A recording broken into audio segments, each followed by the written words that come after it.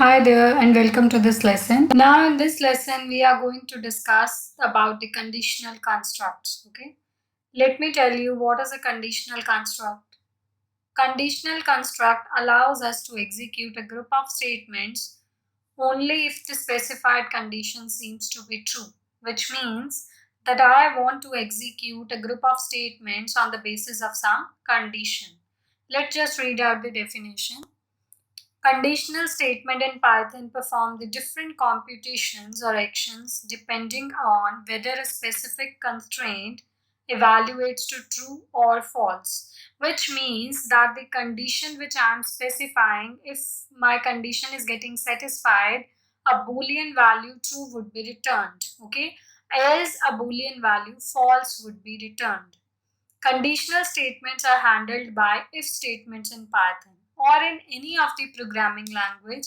Conditional construct refers to your if statements. Okay. Now, if you can just notice, the syntax is if condition. If the condition seems to be true, only then I would be allowed to execute the statement X.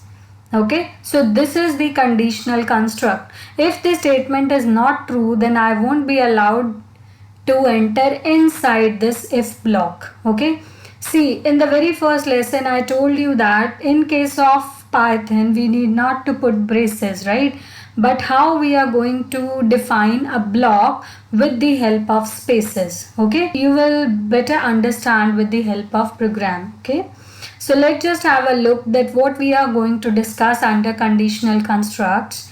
And there is one more note I have written, that Python relies on the indentation to define the scope of the block.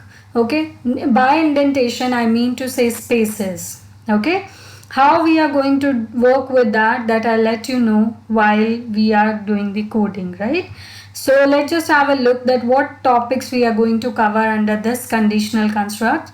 First of all, we'll cover simple if, then there is a shorthand if, then we have else if, then nested if, and then if else if later. Okay, now let's just understand all these topics with the help of a program. So this is my editor on which we are going to code for Python program. Okay, so first of all, what we are going to take, suppose if I am taking a variable and I am entering 9 into it. Okay, now what I want to print a message that 9 is a positive number. Okay, but if suppose I am giving a negative value here, I can't print a message 9 is a positive number. Okay, so first of all I want to check whether the variable a is having a positive value or a negative value. If the value is positive, I want to print a message that the number is positive. Okay, so for that what I'm going to do, I'm going to use the conditional construct. See, I want to print a message on the basis of some condition. If a is positive, then only I want to print the message that a is a positive number. So that means I want to print a statement that is based on some condition. Whenever we want to execute a statement or a group of statements on the basis of some condition, we are going to use a conditional construct. Okay, so how I'm going to use that, I'll write if. Inside the bracket I am going to put my condition. For example, here I want to check whether a is positive or not. So I'll put a is greater than equal to 0. If a is greater than equal to 0, then I want to print a statement that is a is a positive number. Okay, so let's just save this code and let's just run this code once. So see, a is a positive number. Suppose if I specify the value of a as negative, okay, if I give the value of a as negative value, then let's see whether my code is running or not. See, it's not doing anything. Why? Because this print statement is inside if. If it is not printing anything, which means it has never entered inside if block. Okay, in order to check that, let's just write a print statement here. Let's just write a print statement outside the if block, print bye-bye. Okay, this statement is outside the if block, so it will get executed whether your condition is true or not. So let's just run. So see, it is printing bye-bye. Why? Because a is a negative value. So when it checks the condition a is greater than equal to 0, no, that is not true. So it won't enter inside the if block. Okay, and outside the if block I have a print statement that is bye-bye. So it is printing bye-bye. Suppose if I am taking the value of a as negative and then I am running the code, then it is giving me both the things. Inside the if block is also getting executed and there is bye-bye statement which is outside the block. So now we have written one point that it relies on indentation. What does that mean? Suppose if I am not giving spaces here and if I try to run my code, so it is going to create a problem. See, it is saying expected an indented block. Why? Because in Python we are not going to put brackets. Like in other programming language, we need to put these kind of brackets in order to specify a start and end of the block. But in Python, we need not to bother about that. So how my interpreter will come to know that whether this statement falls under if or not with the help of space. Okay, whatever you will write by giving the spaces, your interpreter is going to consider that as a part of if. Suppose if I am going to print this bye-bye also by giving spaces, so my interpreter is going to deal this as a part of if and it is not going to execute if your a is having a negative value. Let's just run this code. See, it is not giving anything. Why? Because both the condition are inside the if. And since my if condition is not true, so it is not going to execute any one of them. Okay. So this is about simple if. This is known as simple if. Let me just write down a comment for you. This is known as simple if. Similarly, suppose if I want to check whether a number is even or odd, what I can do, I can check here with the help of modulus.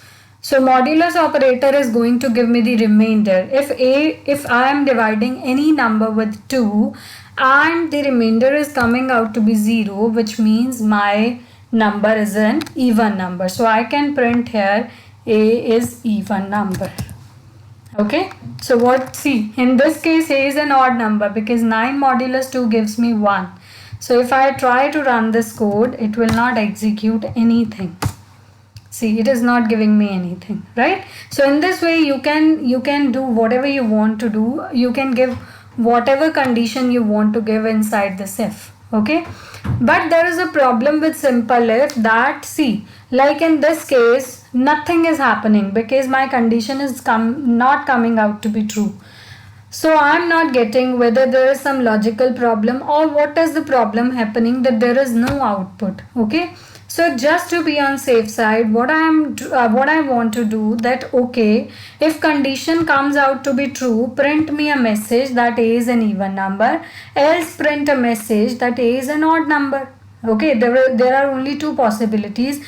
A could either be an even number or it could be an odd number. So if condition seems out to be false, then I want to execute that other portion. Okay, so what I'm going to do, I'm going to write down. So this is simple if. Now we are going to deal with if else. Okay, we are going to deal with if else. Okay, so the code is going to be same. I'm going to make this code as comment. Code is going to be same, but there would be an else portion associated with this code. Okay, how that is going to work, see, if condition is true, then this block will get executed, else I am going to give a new block. Okay, else I am going to give a new block that is number is odd. Okay, so that I can come to know a is an odd number. Okay, so this is your else portion. Now there is one thing that you need to consider, that out of this if else only one statement will get executed, because if condition is true, then my interpreter will execute the conditions in the statements inside if, and if this is not true, my interpreter is going to execute the statement inside the else. In any of the case, both statements are not going to get executed. Okay, I need to save this code and then let me run this code. See, it is giving me the output A is odd number. But if I'm not giving this, if I'm not giving this else, nothing is coming. So I'm not getting why there is no output. If I'm trying to execute, it is not giving me anything. Okay. So now there is one more thing that you need to keep in mind, that if can exist without else, but else can never exist without if. Suppose if I want to run this thing, if I'll try to run this thing and I'll making this if as comment, then it is going to give me error, misplaced else. See, it is giving me error. So else can never exist without if, but if can exist without else. Now why this is happening? Because see, there is no condition associated with else. So else is actually a part of if. Else is not an individual entity. If you want to use else, you need to use if as well. Okay, so this is known as if else statement. So in this lesson we have discussed how we can give the statement inside the if block and what is if else statement. So in the next lesson we are going to explore the conditional construct more. Okay, bye bye.